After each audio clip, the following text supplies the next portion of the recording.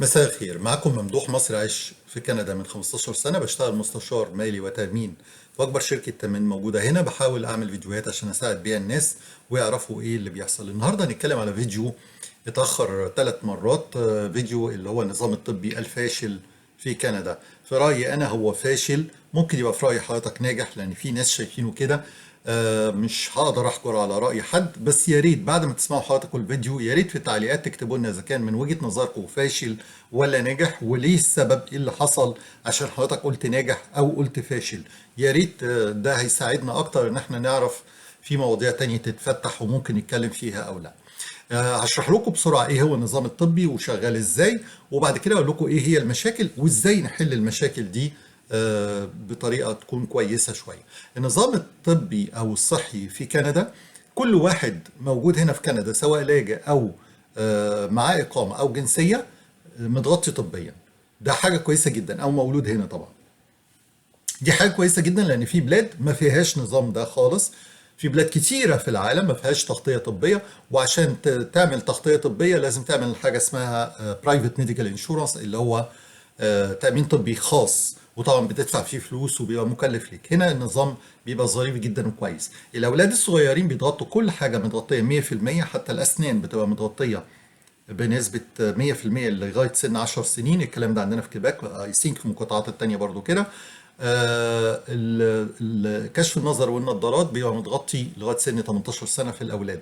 أما الكبار في السن أكتر من سن 18 سنة الأسنان مش متغطية وكشف النظر والنظارات مش متغطي، بس كل حاجة تانية متغطية. العلاج أو التحاليل، الأشعاعات، كشف الدكتور، العلاج الطبيعي برضو مش متغطي. يعني في حاجات كده بتبقى متغطية وفي حاجات لا.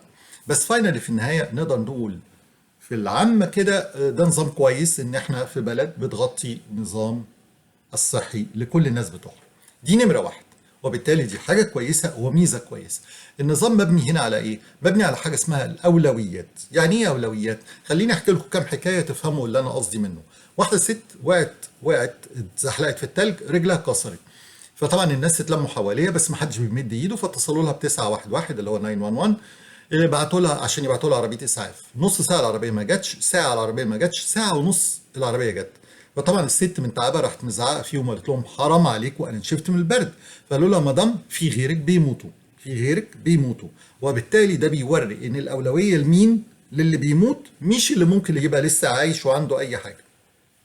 برضو عندي في حد تاني اعرفه وهو بيشتغل وقع، ودوه المستشفى، اكتشفوا ان هو عنده شرايين مسدوده، بعتوه على مستشفى تاني في وسط البلد متخصصه في القلب. بعد يومين بالظبط كان عامل عمليه اوبن هارت. ما استنوش. ليه؟ لانه ممكن لو قعد اكتر من كده يموت، الشرايين تتقفل خالص ويموت. واحد تاني بقى غريبه جدا الحكايه دي، عنده عمليه مراره، فقعدوه 3 سنين عشان يعمل عمليه، 3 سنين بس. بعديها بشوية تاني جاله كانسر، عملوا عملية بعد أسبوع. متخيلين؟ ما استنوش. إيه الفرق بين ده وبين ده؟ الأولوية إن الكانسر ممكن يموت، وإنما المرارة ما تموتش. لو كانت المرارة في حالة حرجة وإنها ممكن تعمل له كارثة كانوا هيعملوا عملية بسرعة. أوكي؟ رابع حاجة، برضو الحاجة اللي بتوري الأولويات. في عيلة كان مع دكتور، فاميلي دكتور، وبعدين العيلة دي فاميلي دكتور طلع معاش فيها 2 راجل وست كبار، والولاد في سن الشباب، ولد وبنت مثلا او ولدين وات يعني. فراحوا بعد شهر نقلوا بسرعه الراجل لدكتور تاني والست لدكتوره تانيه، وخلوا الولاد معهمش فاميلي دكتور. طب ليه يا اخوانا؟ اصل انتوا ولاد البطه السوداء، استنوا بقى لما يبقى يجوا دوركم. لما يجي دورنا انتوا مش مهم. الاولويه لمين؟ لكبار السن. ودي تاني حاجه نعرفها، يبقى الاولويه للي بيموت، التانيه لكبار السن، التالته كمان بقى للولاده.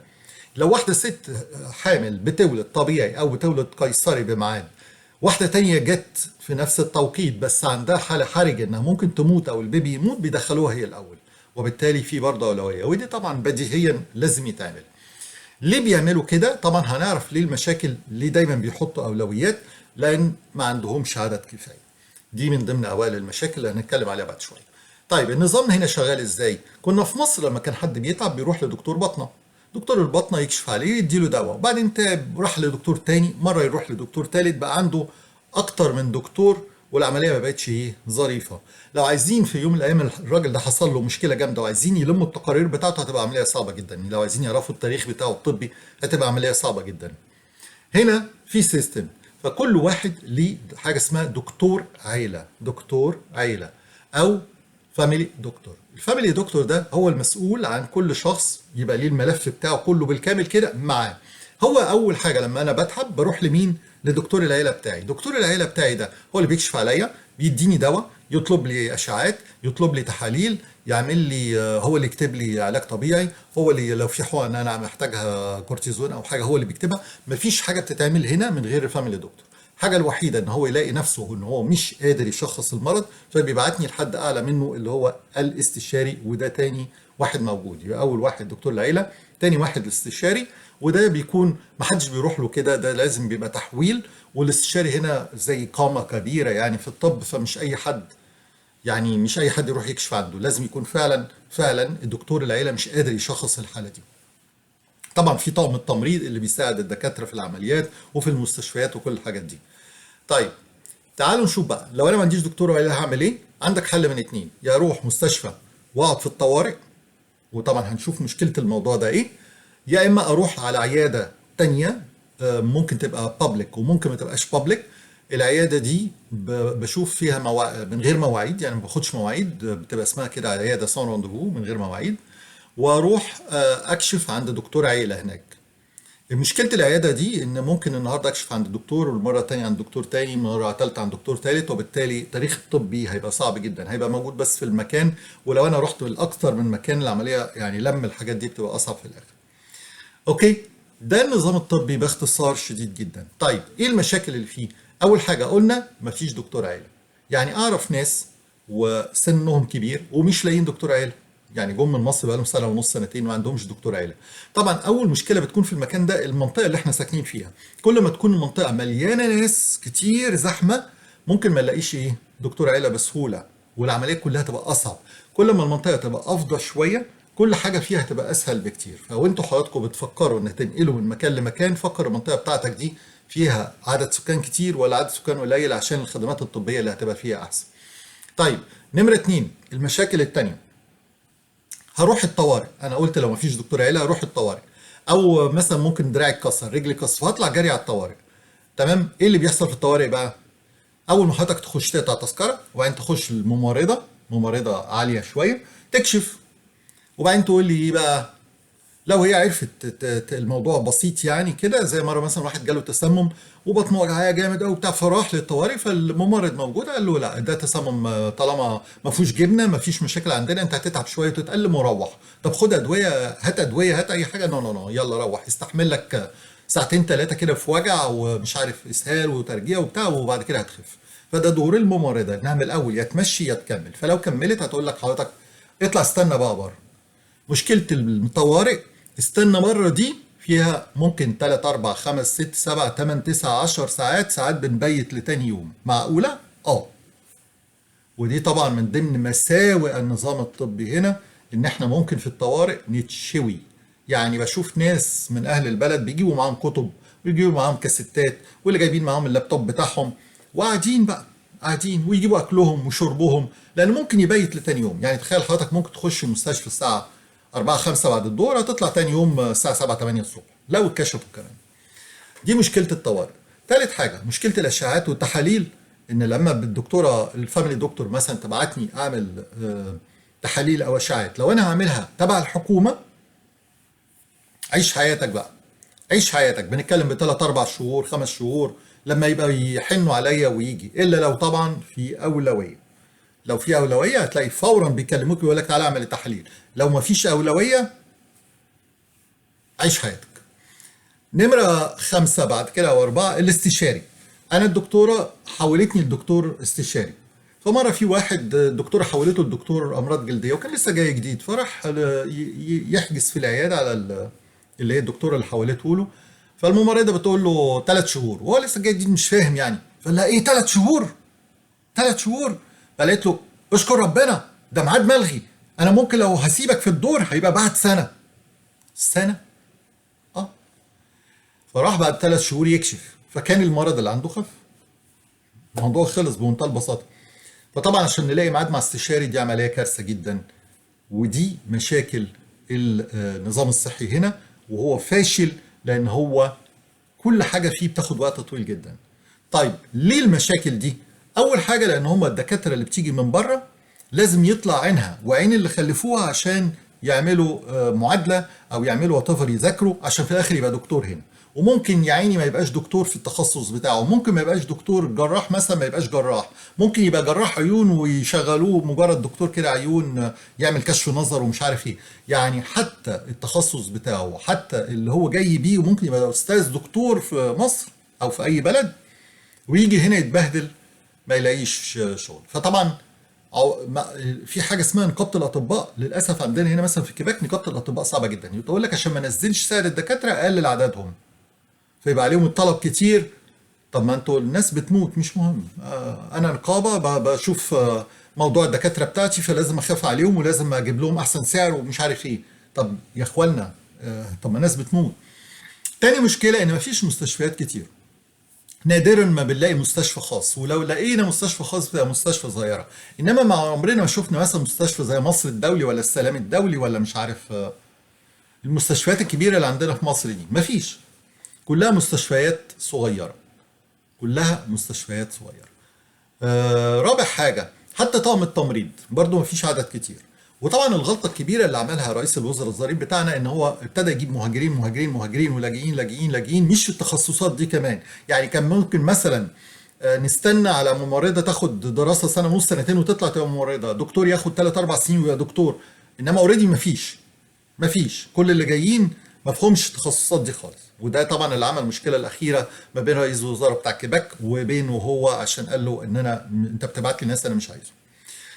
دي مشكله تانية. طيب مشكله ثالثه، لما بتروح حضرتك الطوارئ وتقعد وقت طويل جدا، تفاجئ ان هو بعد ما الممرضه دي اولانيه ما تكشف عليك تفاجئ ان ممرضه تانية بتكشف عليك.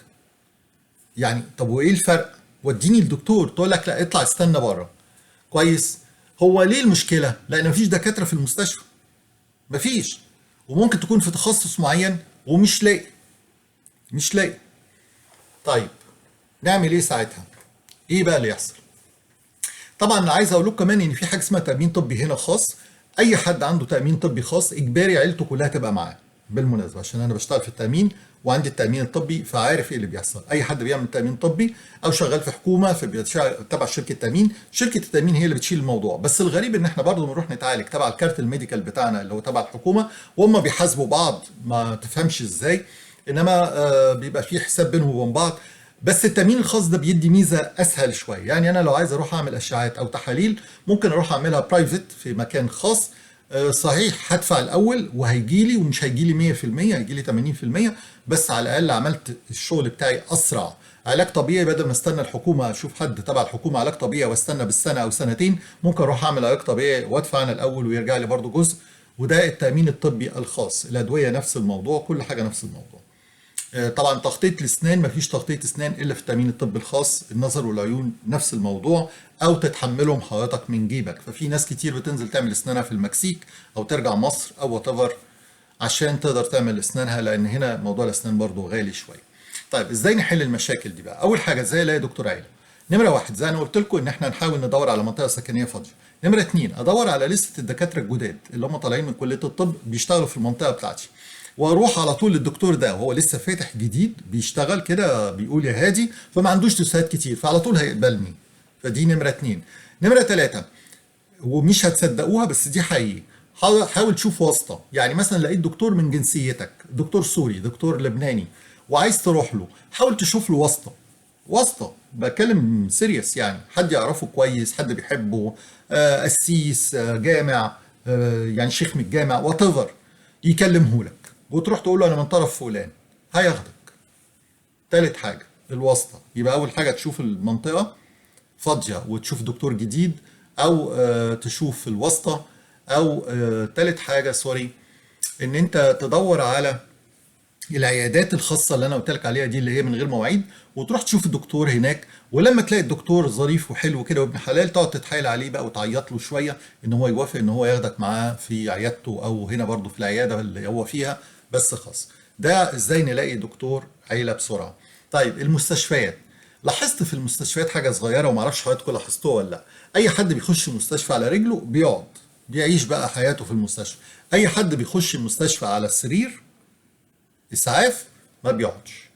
والموضوع ده انا جربته بنفسي لما تعبت ورحت بعربيه اسعاف، طلبت عربيه اسعاف مخصوص ورحت عشان ما اقعدش وقت طويل، واشكر ربنا ما قعدتش وقت طويل. بس الحاجه التانيه كمان لازم تخلي بالكم منها، اي حد بيكون عنده مشكله في التنفس الاسعاف بيجي بسرعه. هتقول لي ممكن الاسعاف يتاخر؟ اه ممكن. انما لو قلت له ان انا مش قادر اتنفس هتلاقي الاسعاف عندك فورا جري. ليه مش قادر اتنفس؟ يعني هموت. ولما تروح المستشفى تقول لهم برضو ان انا مش قادر اتنفس، انت ليك بريورتي هناك، ليك الاولويه انك تعمل كل حاجه. فده حل مشكله الطوارئ، انا ما قلتش حاجه وماليش دعوه. بعد كده مفيش حل تاني للاستشاري غير انك تروح عيادات برايفت، يعني تروح له برايفت تدفع الكشف اللي هو 200 دولار 300 دولار للاستشاري وتخش. انما مفيش استشاري برضه هيوافقك انك تروح له من غير ما يكون في فاميلي دكتور محولك.